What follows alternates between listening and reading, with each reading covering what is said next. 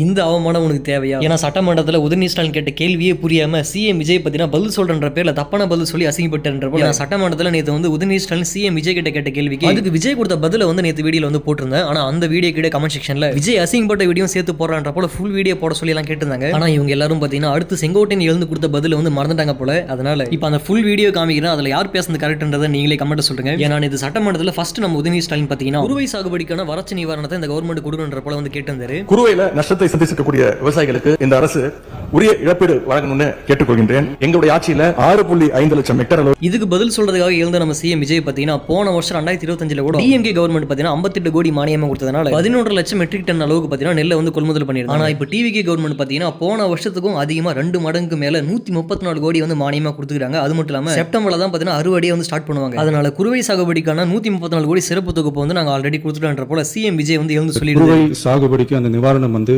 ஏற்கனவே கொடுத்தாச்சு, வழங்கியாச்சு. இதுக்கு பதில் சொல்றதுக்காக எழுந்த நம்ம உதயநிதி ஸ்டாலின் பாத்தீங்கன்னா 2024-25 பாத்தீங்கன்னா நெல் மகசூல் கம்மியா இருந்தாலுமே டிஎம்கே கவர்மெண்ட் எந்த ஒரு வறட்சி நிவாரணத்தையும் கொடுக்கல. அது மட்டும் இல்லாம குறுவை சாகுபடிக்கான வறட்சி நிவாரணத்தை பொதுவா செப்டம்பர் மாசம் வரைக்கும் பார்த்துட்டு தான் அடுத்து தான் கொடுப்பாங்க. அதனால தான் நம்ம டிஎம்கே கவர்மெண்ட் கூட 2023 அக்டோபர் மாசம் தான் வறட்சி நிவாரணத்தை கொடுத்துருக்காங்க. இது தெரியாம நம்ம உதயநிதி ஸ்டாலின் பாத்தீங்கன்னா மாசம் எழுந்து கேள்வி கேட்டாரு. ஆனா அடுத்து எழுந்து செங்கோட்டையன் என்ன ரிப்ளை கொடுத்தாருன்றதை நீங்களே பாருங்க. கொடுத்தது 134 கோடி கொடுத்தீங்க. அது அனைத்து அரசுலயும் கொடுக்கக்கூடிய ஸ்பெஷல் பேக்கேஜ் தான். இப்போ வறட்சி நிவாரண நிதி அவங்க கேட்கறாங்க. இது ரெண்டுத்துக்கும் வித்தியாசம் தெரிஞ்சுக்க வேண்டும்.